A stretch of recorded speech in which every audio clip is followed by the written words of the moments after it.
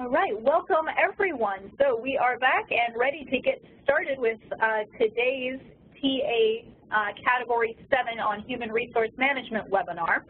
Again, my name is Cashin Yu, Special Assistant to the CEO and Program Associate at Community Action Partnership. And you'll only have to listen to me for the first couple of minutes because we will be handing it over to our friends at Wipsley. More specifically, Shelley Schwain, who has been a writer on this TA guide.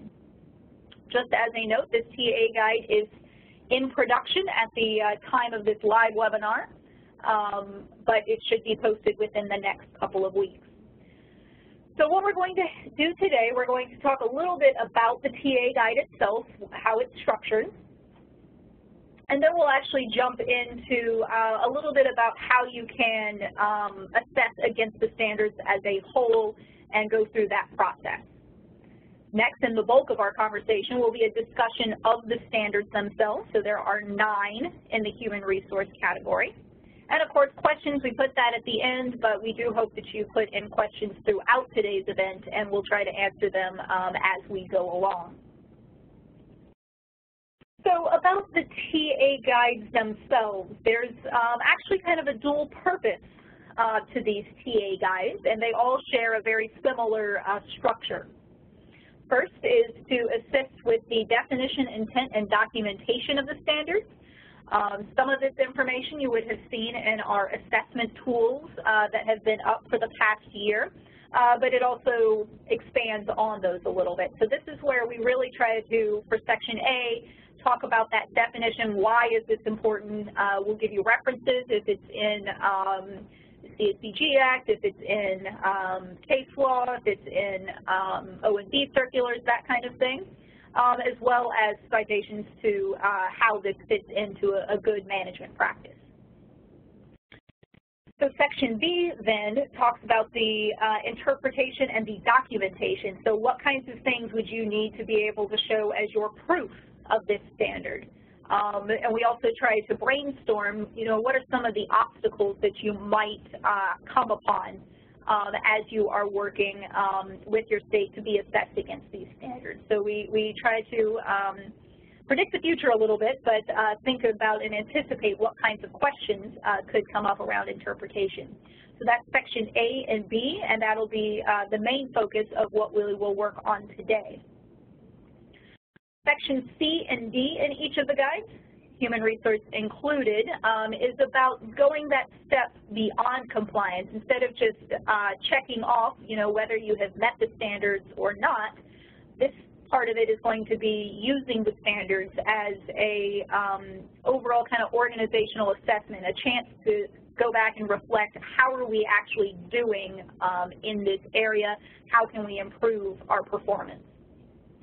So Section C does provide those best practices, and it's set up in a way that kind of gives you some questions to kind of benchmark yourself. And then last but not least, Section D provides resources. So some of them may include information that's definitional in that kind of first A and B, but a lot of it is additional resource information on the particular topic. And then there is one more option that is in the back of each and every one of the toolkits. We have a assessment grid, so we have just, it's a blank kind of cover sheet to help you assess against the standards. You mark yourself whether you have met, not met, what kinds of documentation. Encourage you to even get even more specific with that cover sheet. And if you're working through maybe a binder or a flash drive or a file folder, something like that, you could even put down the documentation, that's in Section A, page 7, or that kind of thing. On the other side of that little cover sheet is a 5-point Likert scale. Again, that is just to be able to kind of think about that beyond compliance or that using the standards as an organizational assessment piece. So you can put yourself either 3, which is the middle of that Likert scale, which is the standard itself, that you have met that standard, or If in your assessment you find that you missed the standard, we have some information to help you figure out, did you miss it by a little or a lot? Or conversely, and of course what we are all hoping for and striving for is that you will fall into that 4 or 5 category, that you are advancing or outstanding. You are going beyond what the letter of the standard asks for and moving towards good or best practices. So that assessment tool is at the end of each and every one of our TA guides. So next up, wanted to talk about the review process as a whole. So in the intro, we kind of sped it out that you can take this as far as you need or want. You can, in fact, just use this to help you figure out the standards, met or not met, that yes-no piece. But you are encouraged to think about how you would work this into just kind of an overall organizational assessment, work this into your performance management. So some things to keep in mind if you are doing that fuller assessment. Make sure that your review process for Category 7 is connected to the other standards. I feel like it's more difficult sometimes to just say that, you know, today, September the 15th is going to be our organizational standards day, and we're just going to try to check and find all of our documentation all at once. It's probably going to be easier to work it into other activities that you are doing, which brings me to my next point here, connect the review process to ongoing agency activities. A lot of the standards, HR does set aside a little bit, but you would want to, instead of making this a separate activity, make sure that you are working it into, okay, maybe you have performance reviews and you know that's going to be at a particular time, or say your personnel policy reviews. What can you do to maximize that time to fit 2 or 3 things into one? Same thing would probably go with board meetings as you're planning out what needs to be on the agenda and what needs to be in those board packets. How can you maximize that time by combining and thinking about all the standards that might relate and trying to knock off 2 birds with 1 stone? I think that you can do this sort of assessment with a single person, but it would probably not be a recommendation. I would consider using a team of staff to work through the assessment process. There's going to be different levels of data, different opinions, different experiences that come in by talking to multiple staff, as well as no one person can be the end-all, be-all for HR and finance and your needs assessment and that kind of thing. So you may want to bring in a leadership team to work on that. Ensure that all staff know how to assess compliance. In this case, what we're referring to is that you've kind of had that pre-conversation to talk about this is what the standard means. We've read through our TA guide, we've talked to our state CSBG office, and we all know what the line actually is. And using uniform documentation processes.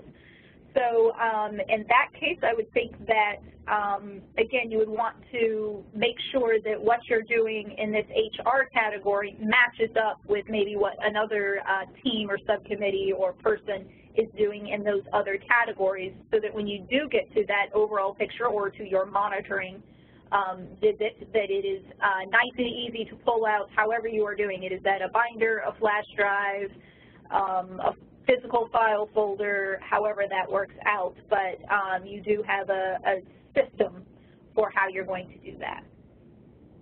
Setting up a process for managing your recommendations.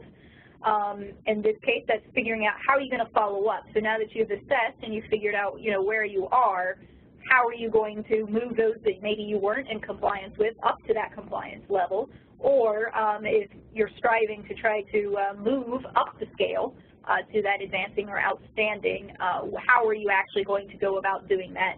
Who's in charge of figuring out how to follow up?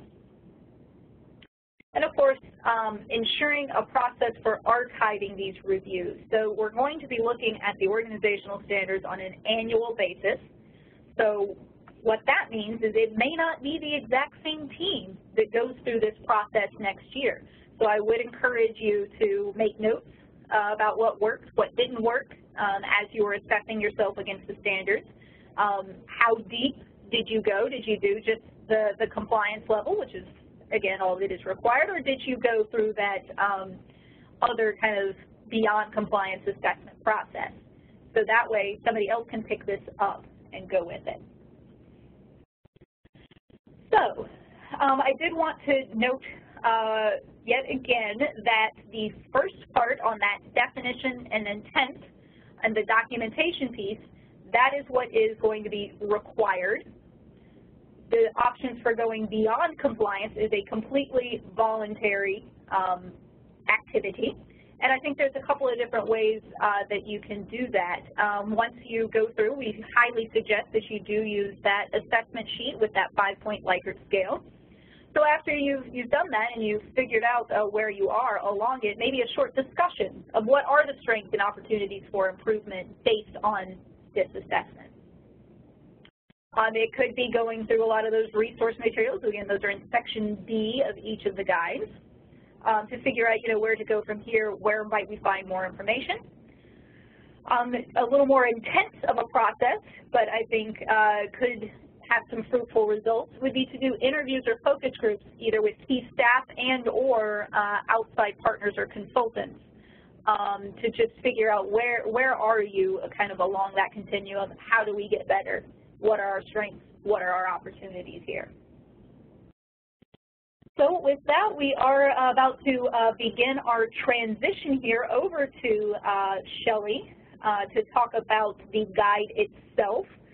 We thought that the first of these standards, they kind of had a natural grouping to them that is not necessarily in the numerical order. So we're actually going to go a little bit out of order as we get through today's presentation.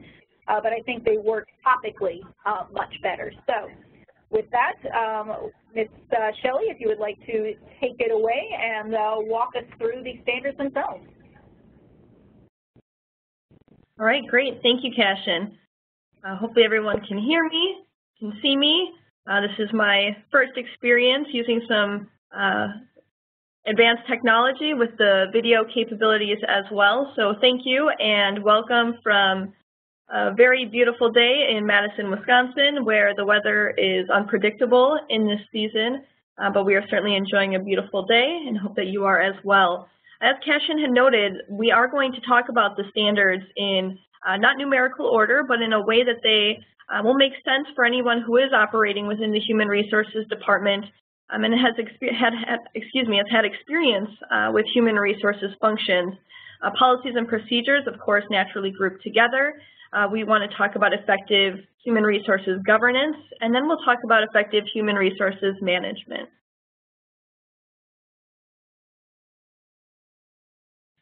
First and foremost, I want to talk about those standards that are related to the HR policies and procedures, and those will be 7.1, 7.2, and 7.7.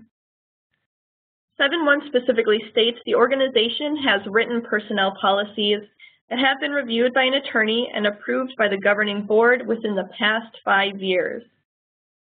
Talking a little bit more about compliance and understanding the definition and intent and the background for 7.1 specifically, it's important to start by understanding what does personnel policies mean. We hear a lot about personnel policies, we hear a lot about employee handbooks, about policies and procedures, manuals, which one is which and which do we have to comply with. Here we interpret personnel policies as being the same as what you have in an employee handbook. These are more applying to all staff instead of supervisors and managers, which is what we see policies and procedures manuals applying towards. And they're written and edited in a more straightforward layout. The way to think about it is if I'm an employee coming into an organization, what do I need to know? What do I want to know to be successful in my job and to be a successful contributor to the organization? So those are going to be your more straightforward, short policies that don't have all of the procedures written out behind them that you might see supervisors and managers using in order to consistently administer those policies. These are the simpler versions.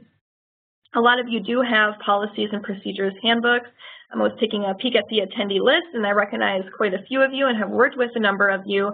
So I do recognize that you have employee handbooks right now, and you also have policies and procedures manuals sometimes to back those up. It's great to have both of them, certainly a best practice to have both of them. If you're an agency that just has the personnel policies or is using an employee handbook actively, again, you are in compliance here. Policies here need to be comprehensive. They need to cover the changing and diverse HR laws and regulations, which again, if anybody is in HR, you know that those are certainly changing all the time, year to year, month to month. Some of the references and resources that are going to be vital in having the policies that you need in order to stay compliant, in order to avoid claims and lawsuits, are going to come directly from the Department of Labor or the DOL, from the Office of Management and Budget or the OMB. Your state, plenty of states have specific policies that are going to go above and beyond what the federal requirements are. Just as a quick example, here in Wisconsin, we have our own FMLA. So we have the federal FMLA, and then we have a state-specific FMLA, which of course makes things just a little bit more complicated, a few additional rules and regulations and requirements to follow. So make sure that when you do have those policies, that you are checking if your state has any additional specifics to follow above and beyond what the federal government is requiring from those policies and procedures. SHRM, or the Society for Human Resource Management, is a great resource to find examples of policies, to find lists of requirements, checklists for making policies and employee handbooks. So we recommend, if you're not familiar with SHRM or with that website, to go out and check it out too, especially if you're stuck on writing a policy or procedure. Maybe you want to check your own policy with some other examples that are out there as well. SHRM is a great source once again. Because there are so many specific HR laws and requirements that can result in claims and lawsuits, we want to be very careful. And that's where that requirement for review by an attorney comes in for the compliance piece with 7.1. There is some additional guidance in terms of the attorney. For example, it does not have to be a paid attorney, but it does have to be a practicing attorney. There is a recommendation to not have an attorney that's on your staff or on your board do the review, but it's not disallowed, so you can do it. It's just simply not recommended. Of course, that's going to be for conflict of interest purposes. It's tough to review your own work. There's a little bit of bias when you already know the agency in and out. To take a third party or objective view of all of those policies that are written within the handbook. It seeks to ensure the standard specifically uniformity for when and how those policies are reviewed, when and how they're updated and then improved within the entities. So it does set the maximum time to update at 5 years. You don't have to update them only every 5 years. Of course, if you have a process in place already that is looking at updating those policies and procedures or reviewing them even more frequently than 5 years, keep on keeping on with that. If it's a good system that works for the agency, there's no reason to change it to just those 5 years. You just want to make sure, of course, that you're getting that legal review every 5 years or so. Personnel policies are, of course, where you're starting from. They're the foundation of any kind of strong human resources functions and department, and they should reflect the values and expectations of the agency and, of course, the community action network. So again, 7.1, the standard for having these personnel policies, is really setting the base of what the expectation is from the network and then within your own organization, understanding that every organization, every agency, every government entity operates a little bit differently, and so not all policies and procedures are going to be applicable to every single agency. We need a little bit of customization in there. We need to feel the culture within the personnel policies, but certainly we want to make sure that policies exist first and foremost, that they're reviewed and updated frequently with all the changes that we see in terms of HR laws and regulations, and that we have an expectation across the board that there is that 5-year review and update. A little bit more on the documentation. Some of it's a little bit obvious, I'm sure, to some of you. First and foremost, we have to have some kind of proof that personnel policies exist. So this can be a physical copy, a hard copy, or it can be an electronic copy. A lot of you have both physical and electronic copies available. You might have The electronic copy is stored on a shared server, on an intranet, for example. But it is important to note that no specific list of policies is required. There's no specific documentation or specific list of what policies you have to have within the personnel policies or employee handbook. And this can be tough. Again, this can be customized according to what your organization has in place. If we looked at a benefits section, of course, it's going to look different from one organization to another. But it also can be relevant to, what kind of disciplinary actions have been taken in the last 5 years. What are some policies that are extremely important in our organization? Maybe they're not understood in our organization. We haven't been clear or consistent in what policies we want to administer, and so our employees are kind of at a loss for what they're supposed to follow. These are all really good starts to what kind of policies to have in your employee handbook, as well as simply what's required from the federal government, what's required from your state. What types of things do we need to safeguard ourselves with in terms of claims or lawsuits?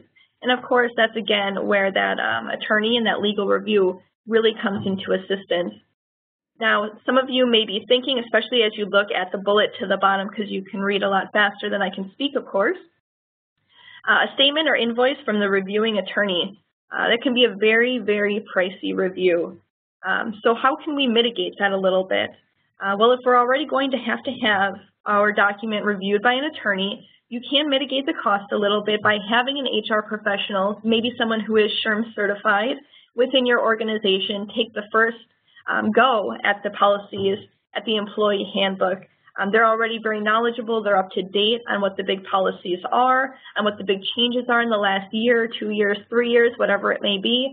And so that's a great place to start to make sure that you've got a handbook or policies that are in really good condition before it goes to the attorney. You can also use a third party. You can use consultants to go through and write your first, again, go at the policies or employee handbook, so that when the attorney looks at them, they're not rewriting policies. They're not adding in completely new policies and adding more time, but simply making a few changes here and there to really add that legal emphasis to it.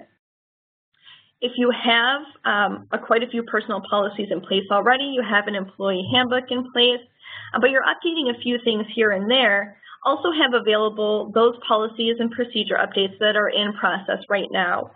Typically what it looks like is you go through, you review your policies and employee handbook, you identify what those policies are that first need to be updated or reviewed. Maybe it's something you've heard about recently within local lawsuits. Maybe it's something changed. For example, when ACA came out, the Affordable Care Act, we knew we were all going to have to look at our benefits policies and make sure our benefits were appropriate according to the new laws, and that our policies around our benefits were reflecting those changes as well.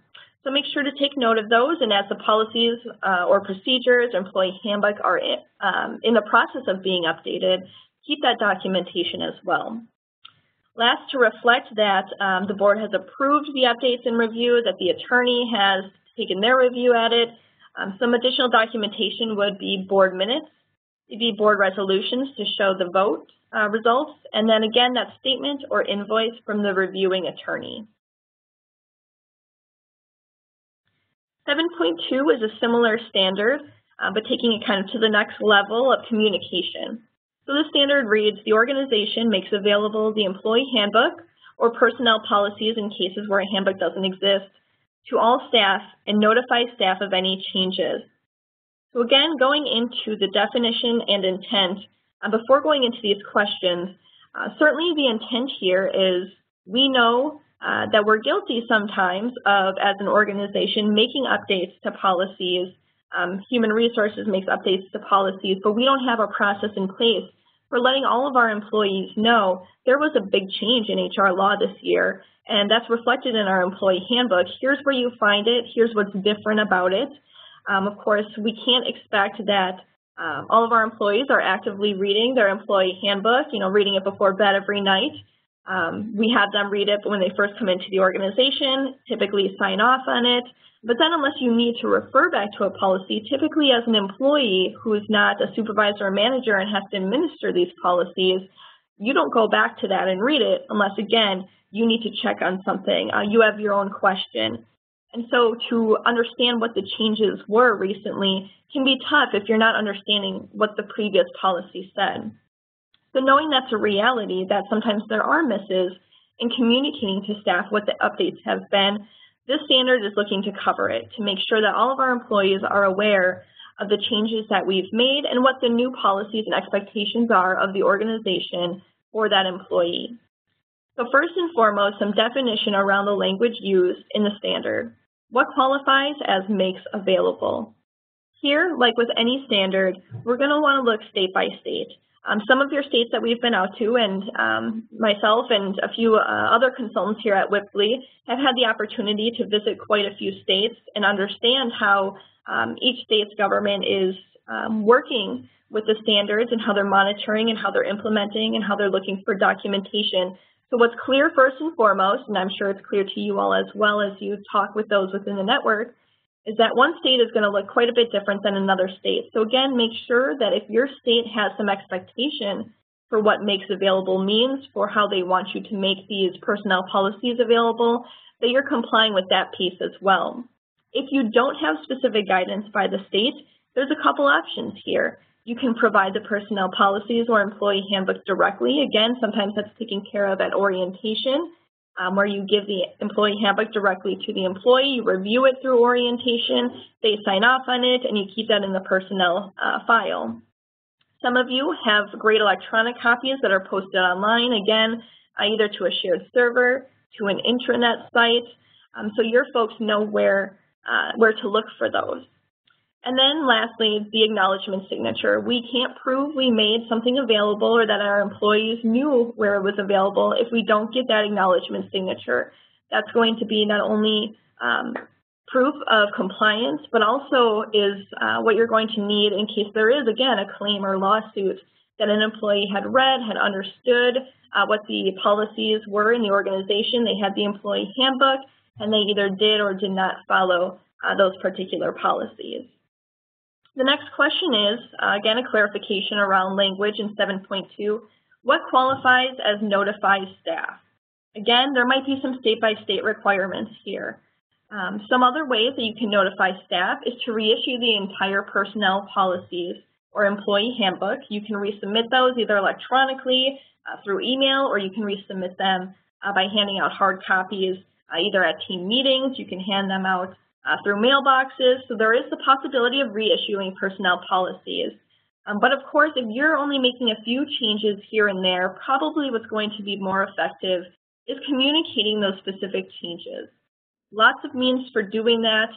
You can utilize your supervisors and managers who really are the stewards of these personnel policies. HR is the one who makes them, who helps write them, who gets them reviewed by the attorneys. But when it comes down to ensuring that the policies are carried out, that's typically on the managers and supervisors for all staff.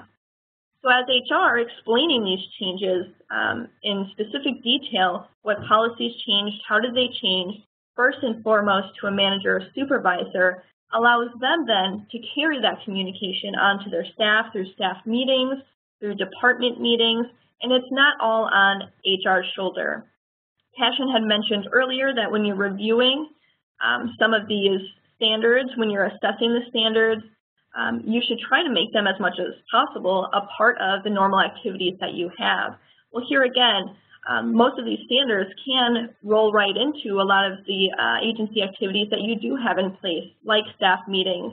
And this is a perfect example of how you can use what you're already doing to comply with the standard and to really make sure that the proof is there and that your employees are comfortable with the changes that were made to the personnel policies.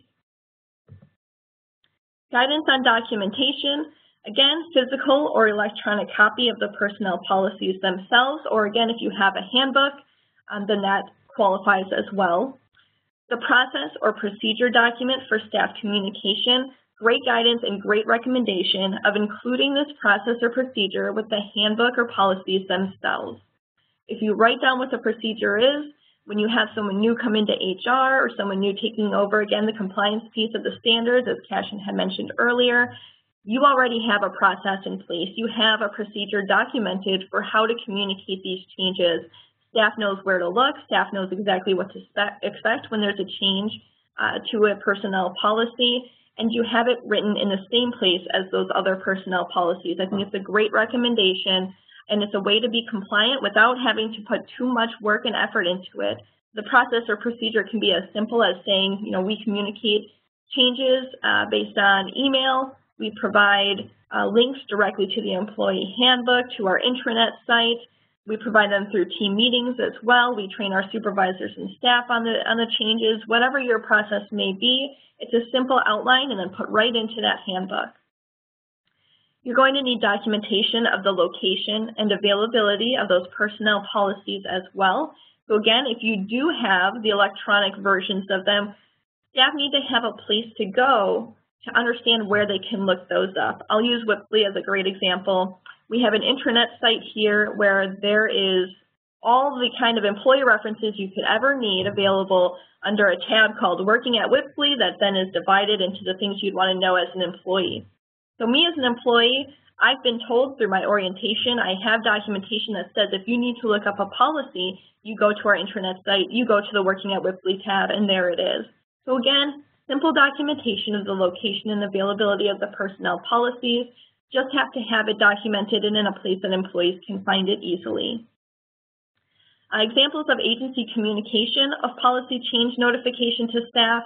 Again, this is a great way to show the proof that you're following through with your process or procedure for staff communication, to say, here's the email that we sent out to our agency, here's the email that went to all staff saying here are the changes, please check them out, here's where to find them.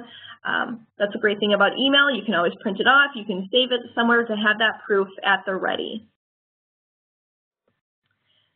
Standard 7.7 is the last standard we'll talk about within the policies and procedures component here, and that reads, the organization has a whistleblower policy that has been approved by the governing board. Simply stated, you have it, right, or you don't have it. But if you want to make sure you have all the required components of it, that's a little bit what we'll talk about here in terms of the whistleblower policy. Definition and intent, there is great intent here for having a whistleblower policy. It encourages individuals to come forward if they do hear of any or see any kind of information on illegal practices, on violating any kind of policies that exist, of breaking any kind of rules that the agency is expected to maintain. It specifies the organization will protect any individual from retaliation, and then it identifies who, staff, board members, outside parties, you go to for reporting. So some of you may have a compliance officer within your organization that's responsible for maintaining the reports and hearing the any kind of reports on disobeying the policies and practices you have in the organization. If someone does want to come forward, who do they go to report the violation, and what is the procedure like? What can that employee expect in terms of protection from retaliation, in terms of how long it will take? Is their name attached to any of the reports? Those types of things can be found here within the whistleblower policy, again, to make sure it's clear, it's transparent. This information specifically comes from Sarbanes-Oxley, which we can thank our good friends at Enron for. It's a great policy and practice here for maintaining good business practices and policies to make sure that our agencies are doing what they're intended to do, that they're being compliant, and they're doing great work for our communities and the clients that we serve. There are some additional pieces of guidance provided from the Community Action Partnership through the self-assessment tool as well that I'd like to talk about. One is that it's recommended that it's an active part of your board's approvals or rather review, that you actively review this policy with your board, that they have an understanding of what the whistleblower policy is, that it's truly a culture that supports the whistleblower policy, and I encourage you to do that with your staff as well. I like to give the example that's a little bit of a heartbreaking example too, that we had a client we were talking with that had a whistleblower policy at their agency. It wasn't a part of their culture, and there was a lack of trust within it. So this individual who was talking with us knew there was fraud happening at their agency, but didn't feel comfortable, didn't believe in the protection from retaliation enough to feel comfortable going forward with it. And that individual felt stuck. They didn't know what to do.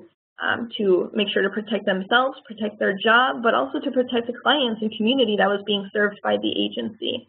We don't want to see that in any of our organizations, and these standards are certainly there to ensure that that kind of activity does not happen within our organization. So again, taking that and making it a true part of your culture might not be specifically outlined and being compliant, but I think goes hand in hand with having any kind of policy that it truly is a part of your culture. With any policy, of course, while we're wrapping them up, if it's something that's not followed in the agency, if it's not truly practiced in the agency, we want to make sure that that's a very serious consideration in our review of, is it something we need to have, is it something we should still have, or do we need to update and change it? For the whistleblower guidance for documentation, again, pretty simple. We have to make sure we have that whistleblower policy, whether it's physical or an electronic copy.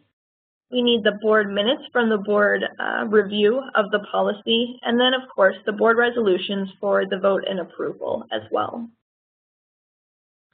Now, before we go into the standards related to effective HR governance, I want to make sure to take a break, see if there are any type of questions out there right now that we can address specifically about policies and procedures. We'll be jumping gears just a little bit here.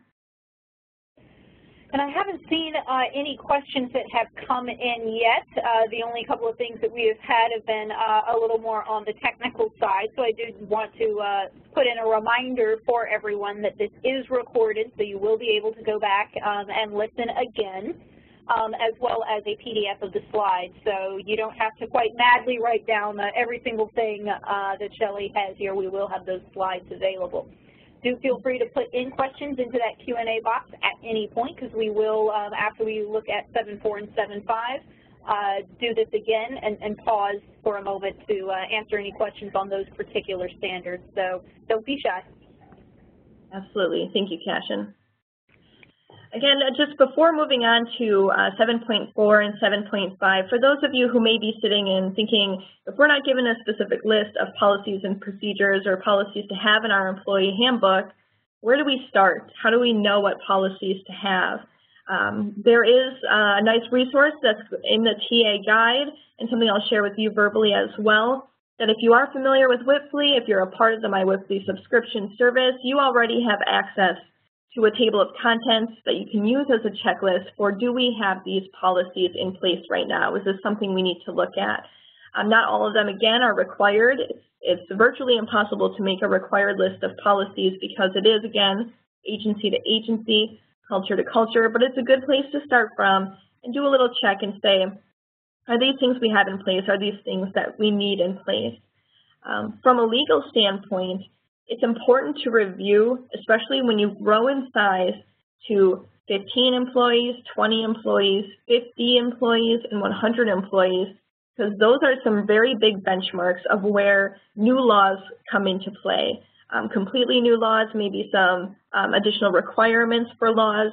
So if you're an agency that is at that number or maybe recently hit that number, again, it's going to be imperative to take a look at what the requirements are for an agency of your size with that number of employees, and check again back to your policies to say, are we covering our new growth? Are we covering the employee size that we have in our organization? Similar to Affordable Care Act, again, at having those particular numbers, the 50 employees, but FMLA is another example of a law that comes into place when you have a particular number of employees. COBRA is another example of a policy that you need in place when you have a particular number of employees. And those lists are pretty easy to find. If you go out again to that SHRM website that we use as a reference guide here, lots of checklists to take a look at. I wish I could go over every policy that we recommend having in the organization, but of course we would be here for a lot longer than an hour and a half. For the most part, 7.1, 7.2, and 7.7 are, again, fairly straightforward. You have them or you don't have them.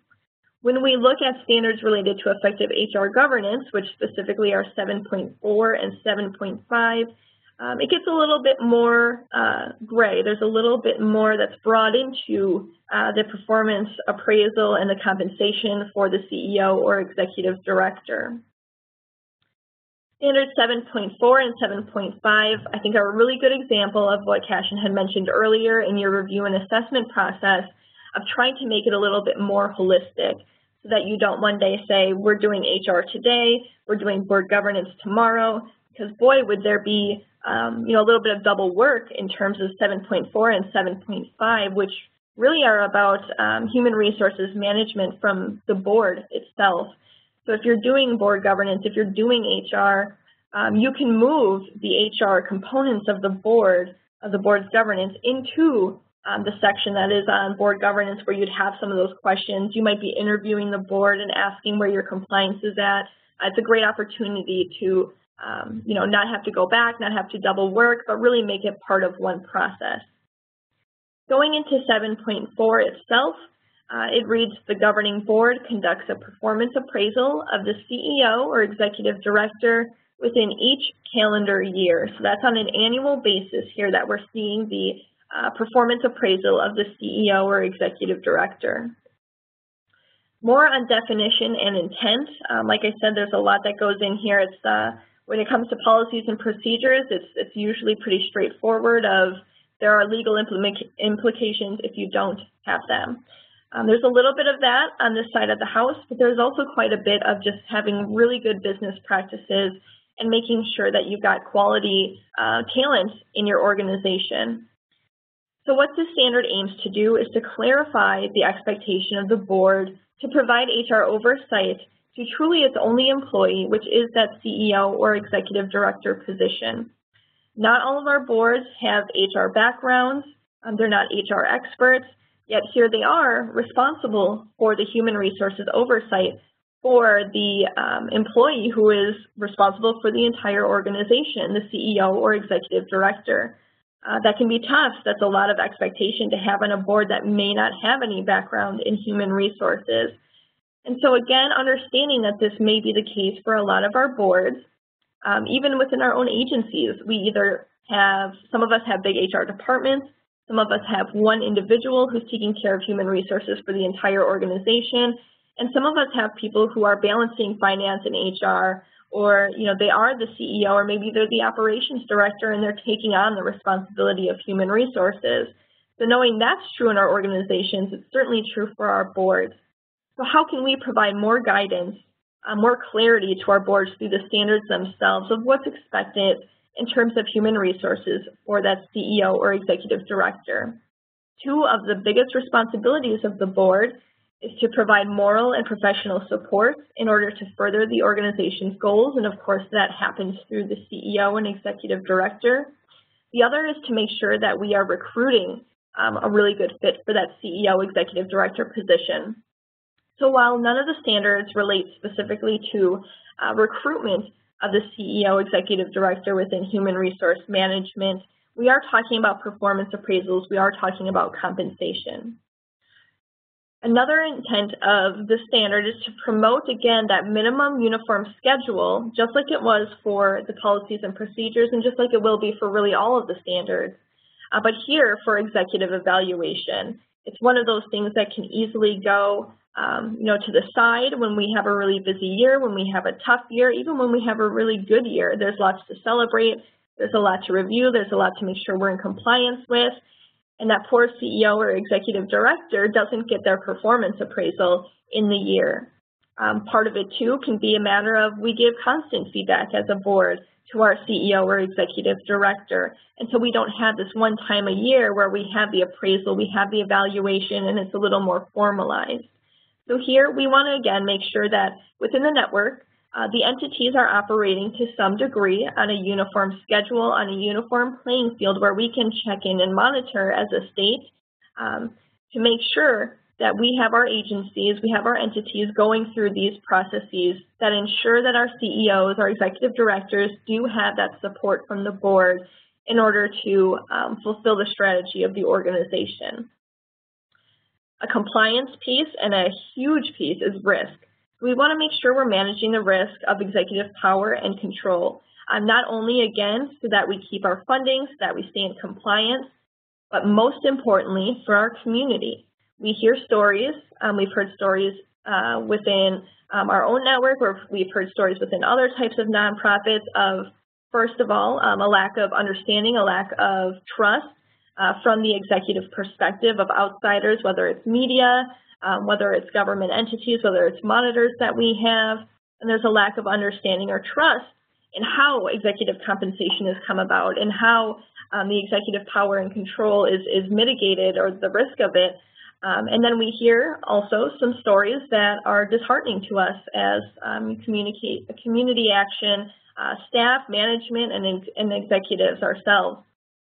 So we want to make sure that we are not one of those agencies, that we are managing the risk as the board, that there's not fingers pointed at us, whether intentionally or unintentionally, of having some type of issue within that executive power and control.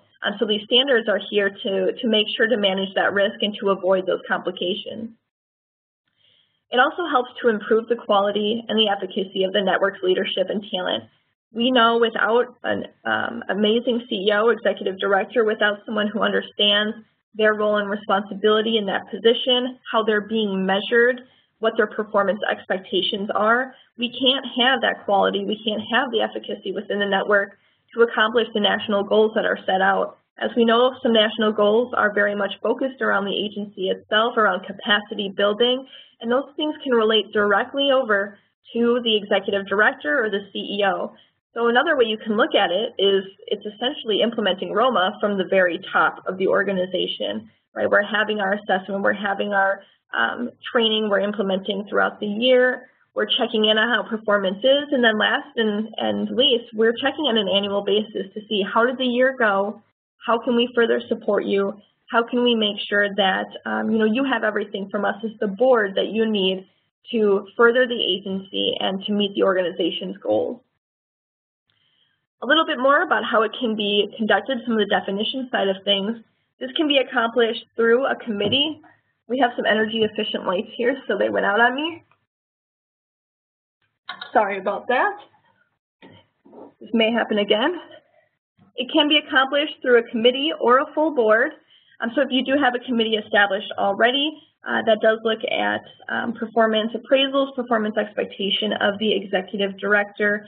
You can certainly keep that committee, but you can also use the full board to do that performance appraisal. Now, if you do use a committee, the full board should still receive that appraisal and accept the appraisal via vote. So make sure that you just have that extra step in place if you do have the committee go through the formal appraisal for your CEO or executive director. Guidance on documentation. Board minutes, you can probably see some consistency here throughout the documentation. I think board minutes appears on almost every one of them. So we need some board minutes reflecting that the appraisal, the review had been conducted. We need board resolutions for that acceptance via vote. Maybe bylaws or policies and procedures that you have written that explain who's responsible for conducting that performance appraisal of the CEO, executive director, when that occurs. If you have those forms as a part of the bylaws or policies and procedures, that's a great piece of documentation as well. Any kind of official board communication to the executive to notify them of their appraisal coming up. And then blank assessment forms. So one of the big questions that we've received about documentation is, are we going to have to provide the notes in the actual appraisal itself? No, not necessarily. If you have blank assessment forms, blank evaluation forms, you can provide copies of those to say, this is how we're assessing our executive director, our CEO. These are the things we're measuring them on. These are the expectations we have of them. And as a board, we will review them on these things. Instead of having to provide your notes as a board, instead of having to release the performance evaluation of an individual CEO or executive director, those blank assessment forms should typically suffice for compliance documentation. Standard 7.5, again, board's responsibility for human resource management of the CEO or executive director. The governing board reviews and approves CEO or executive director compensation within every calendar year. I know, again, that this is one that can be a little bit uncomfortable for boards, especially if they don't have that background in human resources, they don't have a background in compensation. They haven't looked at a market study before. How do we know where to get this data? What are we supposed to look at in particular? How do we make sure it's relevant for our CEO or executive director? And then how do we pay for it? So a lot of you know that if you're looking at compensation data out in the market, it can be very pricey. We do have some free resources, but they are few and far between these days. And then we have some great resources that do cost a little bit more.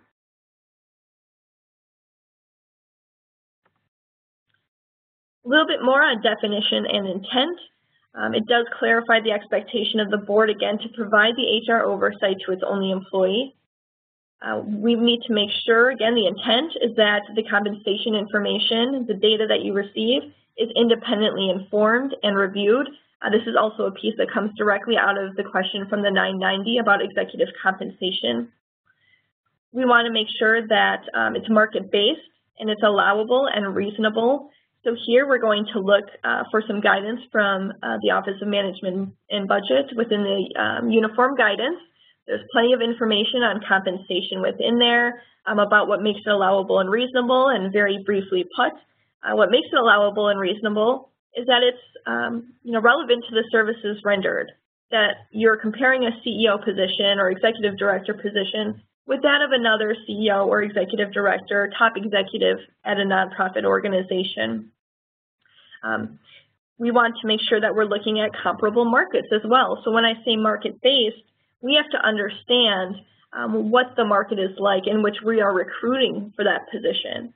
So though the position might be local to Madison, Wisconsin, for example, we wouldn't only look within the Madison market, because the likelihood of us getting a CEO or executive director from the Madison market is probably slim, even in a city that it has more nonprofits per capita than anywhere else in the country. Here in Dane County, it still might be pretty slim that we're going to get somebody from our county itself, from our local market. So we have to understand what the market is for our recruitment of this position, and likely that's a national recruitment. We have to understand what our industry looks like. We have a nonprofit industry. Are we only going to look at community action partnership? That's one of the mistakes that we make as a board or even as HR staff when we're looking at compensation for our CEO, executive director, or any kind of staff within the organization, is we will just look at community action agencies sometimes. But we know that we're not always recruiting directly from a community action agency. In fact, we may be recruiting from a United Way. We may be recruiting from a Head Start agency. We may be recruiting from a school district or some other nonprofit, or even maybe a healthcare or a clinic. So we have a lot of different areas that we are recruiting from that we need to understand to be competitive with our compensation here, specifically for the CEO, executive director. That's a lot to ask of a board who, again, might not have the understanding to go through what a market-based dynamic looks like, what those demographics look like. And that's, again, where we have that independently informed and reviewed bullet up there to provide the guidance that would be necessary. This standard promotes, once again, the minimum uniform schedule for executive pay. So we have a responsibility to review the compensation information on a regular basis. Now, every agency within the network will need to review that on a regular basis. I think this is a great idea to make sure, again, that we have great talent in these positions, that we're making sure that we are rewarding our hardworking executive directors and CEOs for the work that they're doing in the community. This, once again, manages the risk of executive power and control if there's ever any question from, again, any media source, any kind of individual who doesn't understand how leadership, compensation, performance works within a nonprofit agency. You have data supporting your decisions, your strategic decisions on what the executive compensation is. Compensation here, when we're looking at reviewing, it's not just base compensation. This would be salary, it would be fringe, health and dental, expense or travel accounts, any kind of vehicle allowance, and those types of things, other perks that you might have in your organization. My only addition here, I guess a little bit of a downside, is with insurance and pension plans, 401ks being as unique as they are these days. it's really hard to find good comparison data out there. Even for folks like us at Whipsley who have our hands on quite a bit of data, it just simply is not as black and white or as apples to apples as it once was in terms of insurance and in terms of retirement accounts. They're all over the place, but there's still plenty of information out there for you to gauge your compensation for your CEO or executive director. Now, there also is the intent that this 7.5 standard be performed in conjunction with 7.4. So naturally, if you are reviewing the performance of an individual of the CEO position, you want to look at their compensation as the next step of it too. You may have a performance-based culture within your organization that if our CEO and executive director is accomplishing the goals that they are intended to accomplish and the strategies, that we will reward them for that performance. So again, take a look at 7.4 with 7.5. Look at the number of years of experience this individual is bringing to the organization. That's some good advice for the board to, again, feel a little bit more comfortable in a place where not a lot of our boards have too much experience with. The guidance on documentation for 7.5 is, again, board minutes, board resolutions. We're looking at bylaws or policies and procedures, again, to see the documentation you could put in here, what your labor market looks like, what salary surveys you use in order to collect the data. Maybe you use GuideStar, maybe you send out a survey or you ask local community action agencies what they're paying for their executive directors. There's a lot of information through GuideStar, through the 990s, but I think we all know the downside of that is that those are not always updated. They're not the most relevant.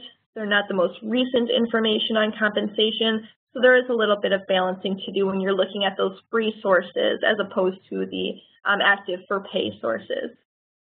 A wage comparability study. So again, I know I've worked with a lot of you who are on the call now to conduct a wage comparability study, and through that, you should expect to get executive compensation information. You should expect to understand what the labor market is, to have your vendor who's doing the wage comparability study look from a national level and provide you with the information that's going to help your board feel confident in reviewing compensation.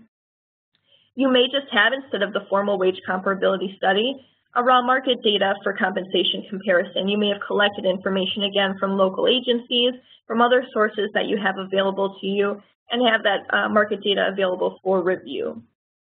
Here again, official board communication to the executive about performance review, about compensation review can serve as documentation for compliance.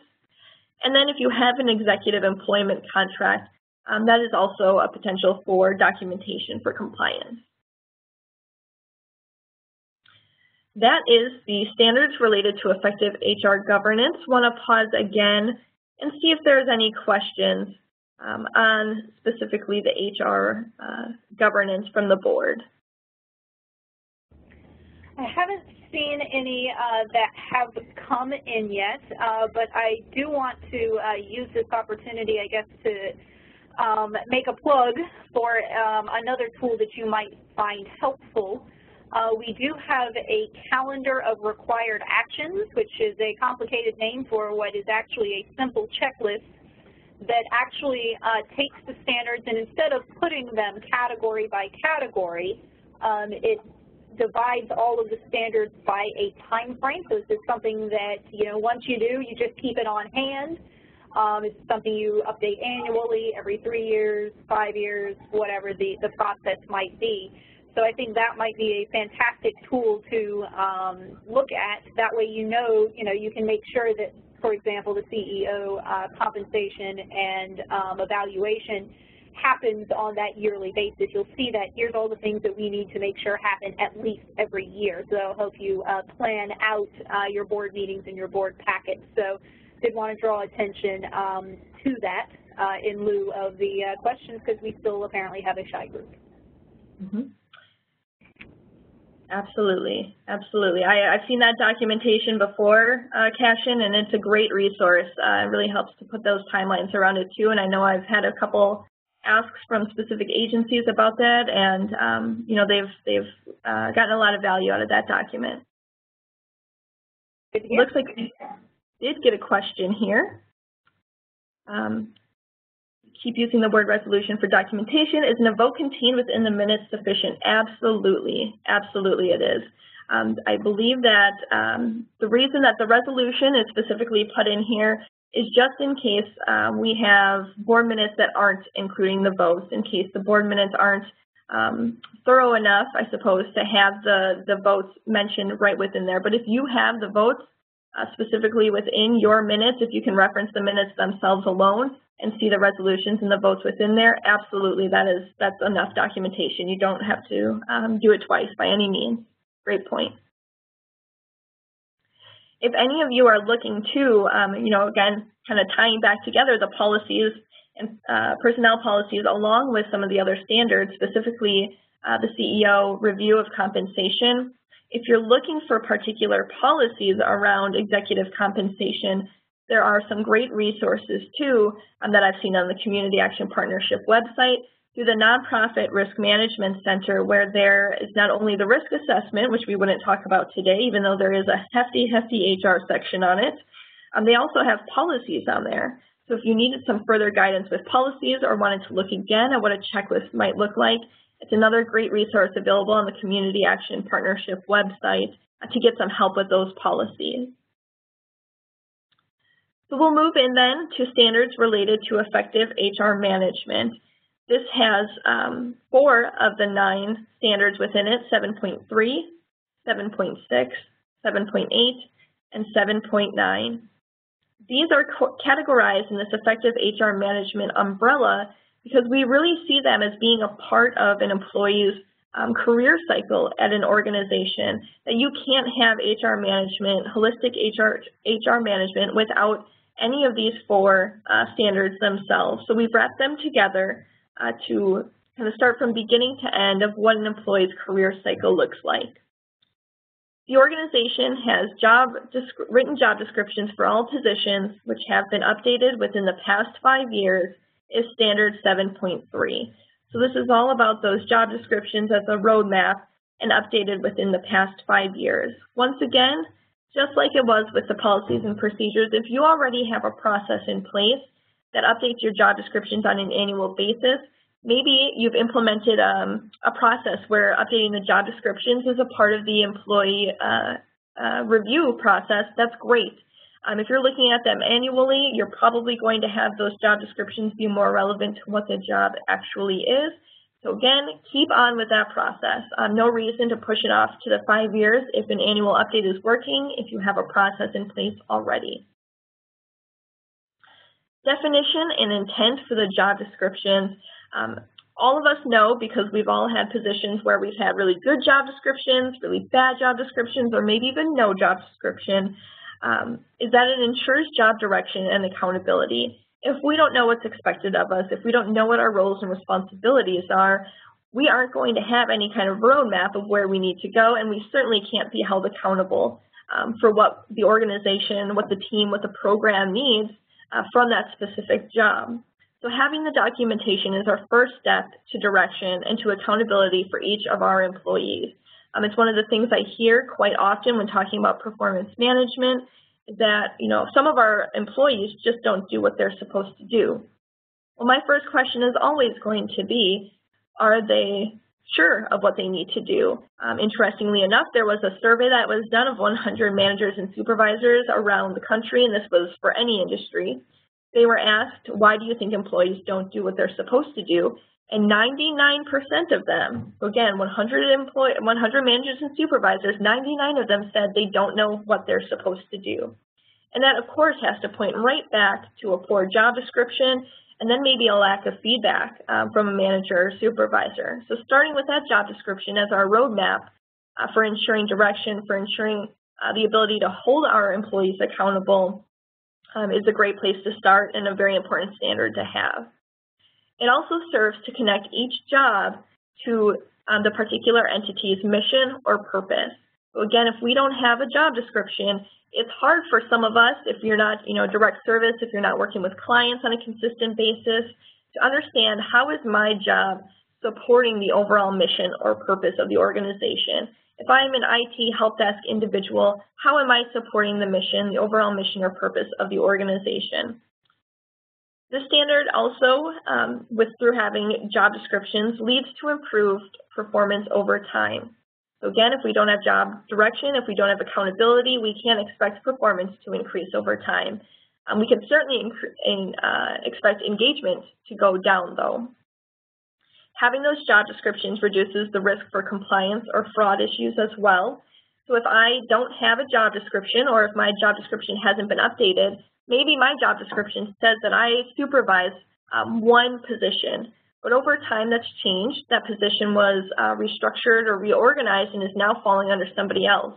But I tell somebody what to do, and I end up having some kind of compliance issue, or I perform some kind of harassment or some kind of discriminatory comment to an individual, and my job description says I supervise them. Guess what?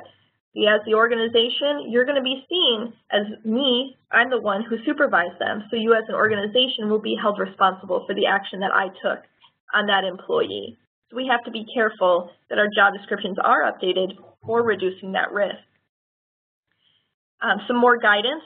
There should be job descriptions for each position. So where you see JDs is job descriptions for each position and not each staff person. This is an easy issue to end up happening. We never intend for it to happen, but things change. There's new databases introduced.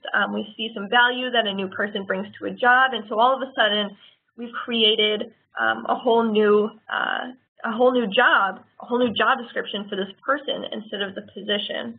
So I've seen agencies that have 175 staff and 150 job descriptions. And it's not a good place to be in. It's not an easy place to be in, again, for that job direction, accountability, for understanding how teams work with each other. So great guidance on 7.3. It does not require changes when reviewed. I think that's also really important to note. Just because you're reviewing your job descriptions every 5 years does not mean that you're going to change them. We just want to make sure you're taking a look at them again and that they're still relevant. No changes are necessary. So don't feel like you have to change your job descriptions every 5 years. One way of, I guess this is partially a piece of documentation and also partially just a way of defining your job descriptions, is you may include the date of your last review or update. That's going to help you a lot if you make a process for updating or reviewing job descriptions throughout the year instead of looking at 100 or so at one time, to keep that date documented right there on the job description itself.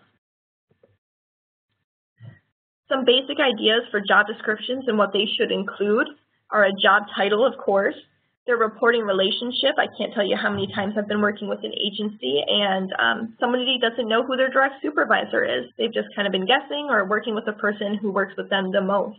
So get that reporting relationship documented. Have a summary or purpose.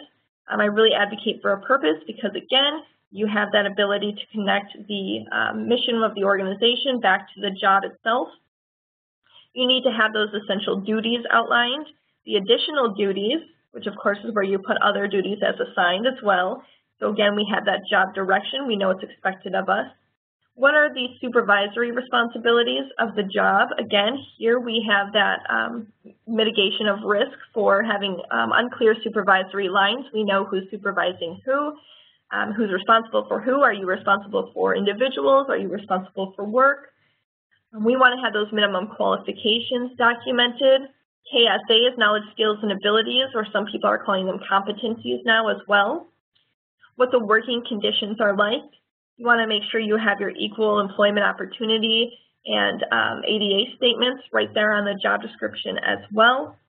And then an acknowledgement for an individual to sign the job description and say, I've reviewed it. This is an accurate reflection of what I do. And then you have that documentation again in case, knock on wood, you don't have to experience this, but there is some kind of claim or lawsuit, and you can go back to that job description and be clear about what the expectations were of an employee. The guidance on documentation is an organizational chart or staff list, the job descriptions themselves, of course, the date of last review or update on the job description as we had discussed earlier, board or committee minutes noting documents have been reviewed or updated, and then policy and procedure for updating job descriptions. So a lot of you will already have a policy in place that describes when and how job descriptions are updated. great documentation, great supplemental documentation for compliance, as long as, again, you're following that policy. Now, one question we've gotten a lot too is if it says board or committee minutes noting documents have been reviewed or updated, does the board and committee have to review all of the job descriptions that you've reviewed or updated? And I think the answer there is absolutely not. The board itself, of course, there's some different requirements with Head Start and having position descriptions, but when we're talking from this standard itself, the board doesn't have to review every single job description in the organization. You should identify which ones have been reviewed and updated and what actions you took in order to ensure those were relevant and appropriate for the job description. 7.6 goes into, we're kind of going back into evaluation now of employees instead of the CEO or executive director. The organization has a policy in place for regular written evaluation of employees by their supervisors. So what's our definition of and intent for 7.6?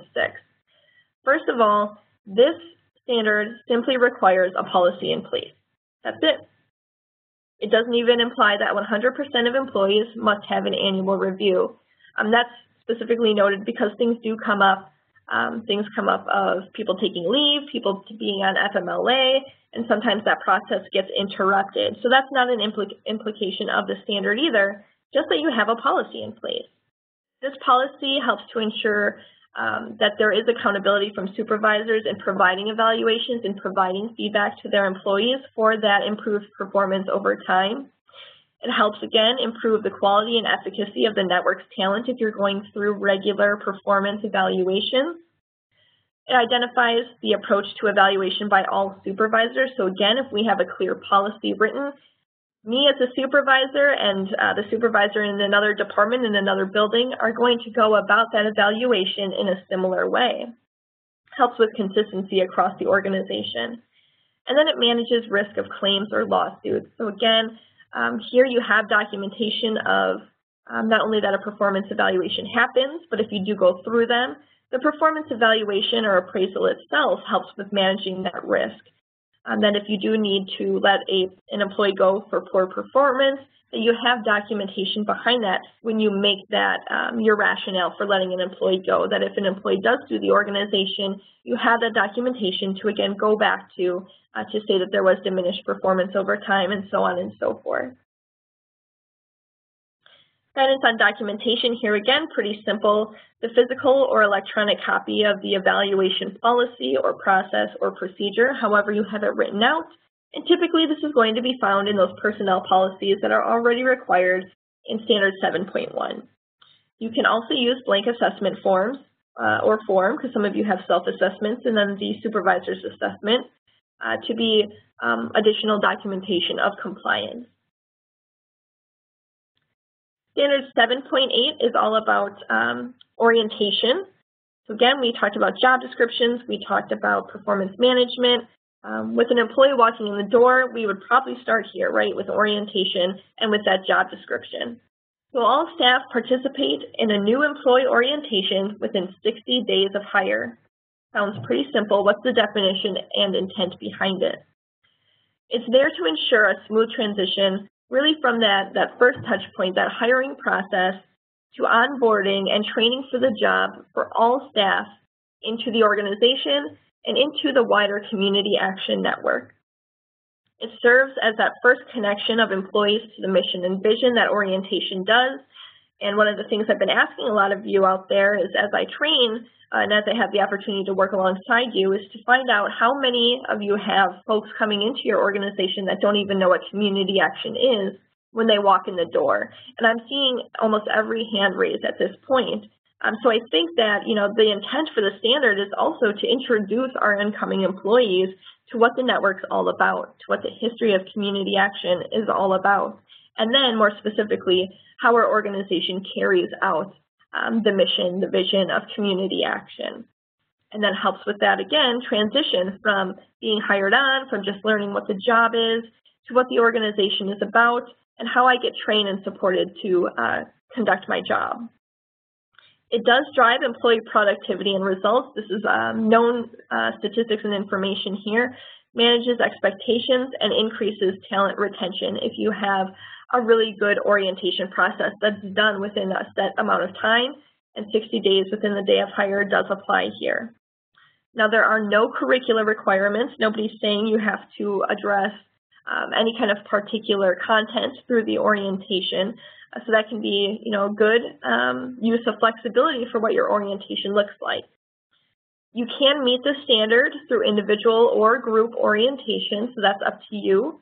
And then another note is that the date of hire is the first day the employee works at the organization. So that's when that 60-day clock begins for conducting the orientation for any new employee.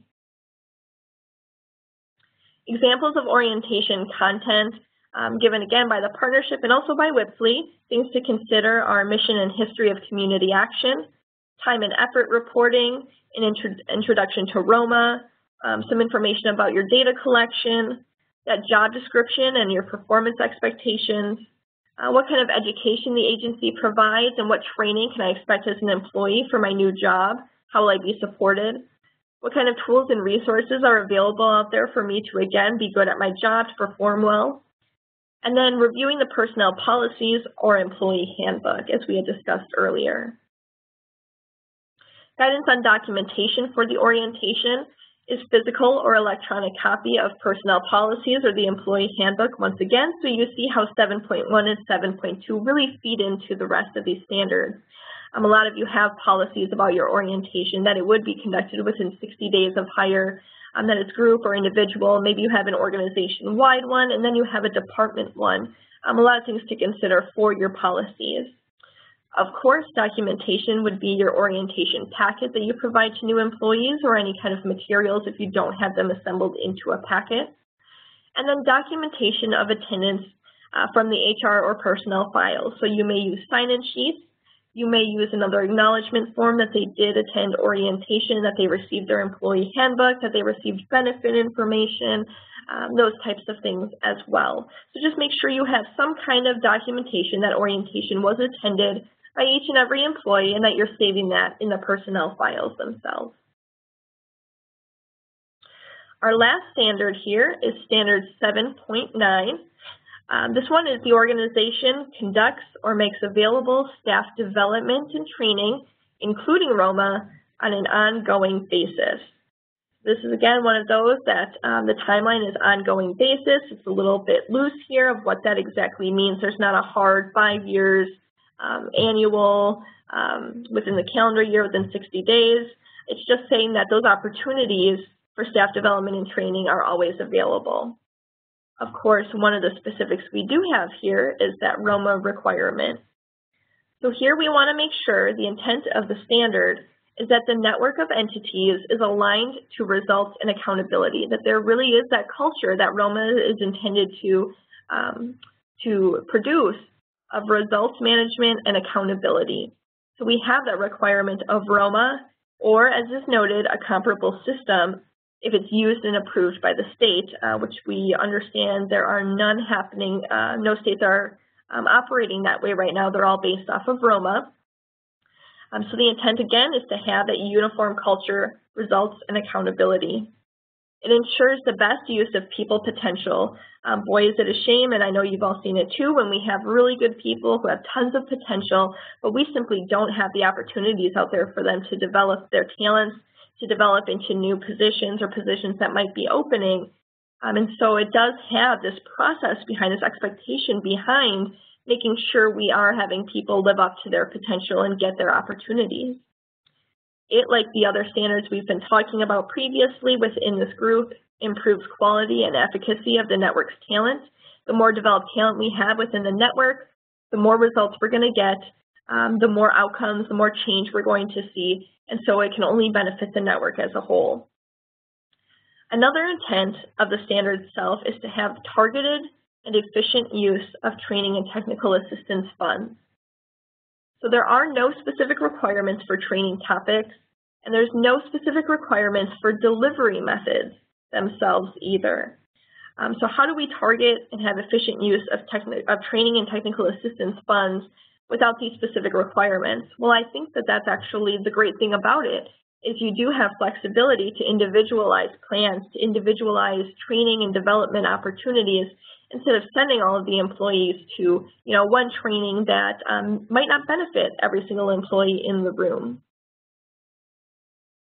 Some examples of training and or development delivery methods via a third party or the agency themselves. So keep in mind, to fulfill this standard, you don't necessarily have to have a consultant coming in and performing training. You don't have to send all of your employees to a conference. You can do this within your own agency. A lot of you have trainers available. You have Roma trainers within your state, maybe even within the agency itself, and people who are fully capable of delivering training in their area of expertise. So make sure that you use those as well. You don't have to necessarily pay. So there we go for the targeted and effective use of TNTA funds. Those delivery methods, this is just a few of them listed here, are in-house training, so bringing people in or using your own folks within the walls of the agency, taking advantage of community-based training, sending to conferences. So again, I've seen a lot of you out at our annual conference that WIPLE hosts, and saw a lot of you just last month at the Community Action Partnership conference. You can do online trainings like you're doing now. You can even have development opportunities through goal development. If you have supervisors and managers who are working closely to develop goals with the employees and helping them provide books, provide resources, provide shadowing for developing whatever their goals may be for their career, that's a way of providing development opportunity.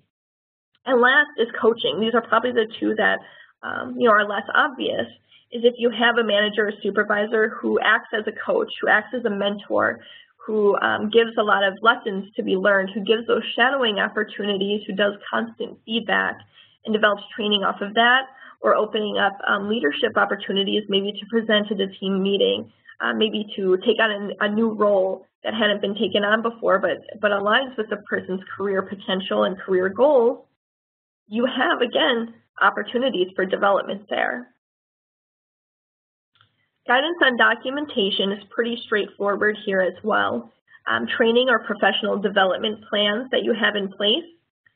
Documentation of agency training, so you can use presentations or other materials that were provided at the agency training. Evaluations of that training or even attendee list. Documentation of attendance at off-site training events or conferences, so that's going to look more like a certificate of participation.